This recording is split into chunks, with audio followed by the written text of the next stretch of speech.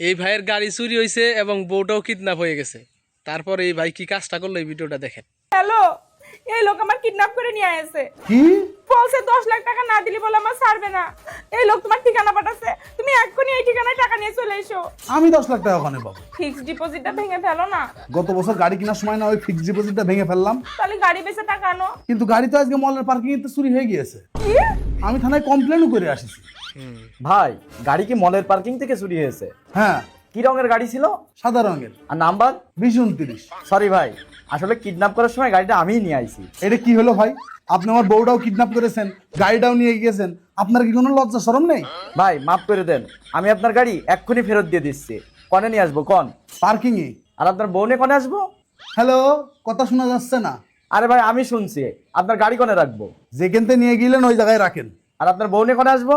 কথা শোনা যাচ্ছে না? হ্যালো, গাড়ি পার্কিং এ। আর বউ? শোনা যাচ্ছে না? গা? পার্কিং এ। বউ? শোনা যাচ্ছে না? और अभी तो रुको। হ্যালো ভাই, আপনার না বললাম গাড়িটা নিয়ে পার্কিং এ আসেন? আরে আপনার বউ কনে নিয়ে আসবো? কথা শোনা যাচ্ছে না? Hello, hello. Mata rin ko,